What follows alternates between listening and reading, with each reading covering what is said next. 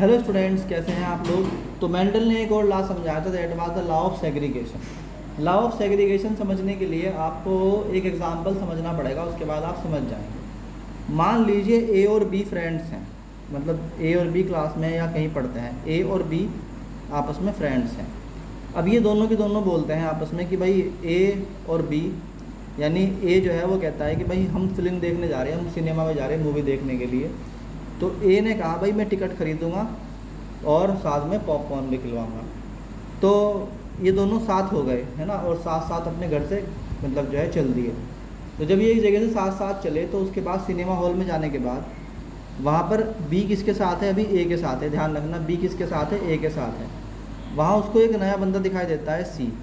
अब सी बोलता है कि भाई मैं जो है आपको जो है टिकट भी खरीदूंगा बी के लिए, प्लस पॉपकॉर्न भी खिलाऊंगा, प्लस जो है मैं तुम्हें कोल्ड ड्रिंक भी पिलाऊंगा। तो बी बोलता है बस तो ठीक है, मैं तुम्हारे साथ चल देता हूँ भाई। यानी ए के साथ आया था मगर बी के साथ हो लिया, ठीक है नहीं है। उसके बाद ऐसा हो सकता है कि बाद में कोई और थर्ड ऑप्शन अच्छा वाला दे दे, तो ये जो बी है वो किसी डी के साथ भी हो सकता है। तो बी का किसी के साथ होना इस बात पे डिपेंड नहीं करता कि बी किसके साथ आया था, बल्कि इस बात पे डिपेंड करता है कि which is who is providing the best offer. तो ये जो ए और बी जो एक साथ आए थे, ये एक साथ हमेशा रहेंगे इसकी कोई गारंटी नहीं है। अकॉर्डिंग टू सिचुएशन बदल सकता है, बी का साथ किसी के साथ भी हो सकता है।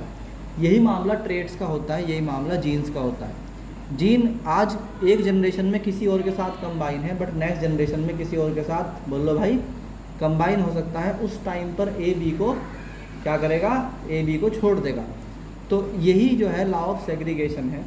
ये लॉ क्या कहता है, द फैक्टर्स या alleles of the pair of a pair separated और सेग्रीगेट। सेग्रीगेट का मतलब भी सेपरेट होना ही होता है। ड्यूरिंग द गैमीट फॉर्मेशन, जब गैमीट का फॉर्मेशन होता है तो मान लीजिए कि मदर के पास जो है वो दो ऑप्शन थे और फादर के पास भी किसी पर्टिकुलर चीज़ के लिए दो ऑप्शन थे। मान लीजिए अगर हम टाल और हाइट की बात करें तो फादर के पास मान लीजिए कैपिटल टी और स्मॉल टी था, और इधर भी मदर के पास कैपिटल टी और स्मॉल टी था।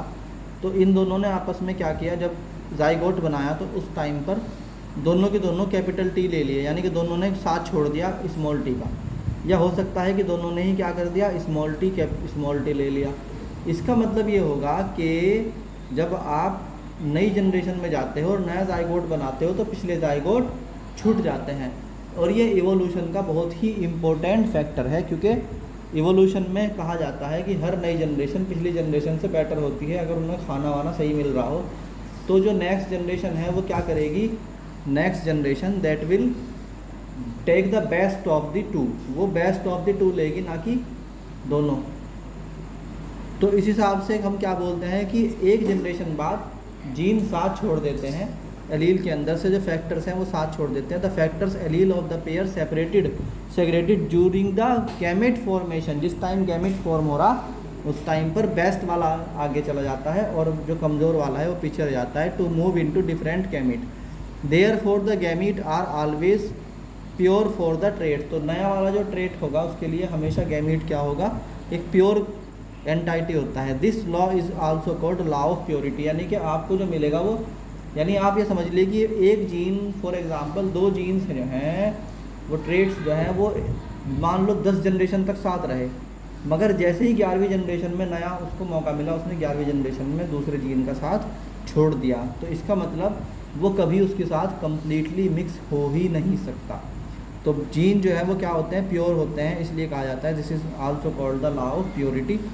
सो if one trait combine with other different trait in one fusion then it can be separated in the later generation. अगर कभी कोई दो जीन आपस में कंबाइन हुए हैं तो वो नेक्स्ट जनरेशन में बड़े आराम के साथ एक दूसरे का साथ छोड़ सकते हैं और अपना नया साथी पकड़ सकते हैं। ऐसा कोई नियम नहीं है कि वो हमेशा साथ ही रहेंगे अगर वो साथ थे तो।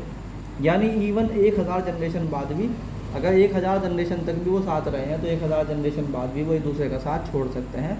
उनके ऊपर कोई जो है वो लायबिलिटी, कोई उनके ऊपर कोई बाउंडेशन नहीं है। तो लॉ ऑफ सेग्रीगेशन क्या कहता है, एक बार और समझाता हूँ मैं आपको।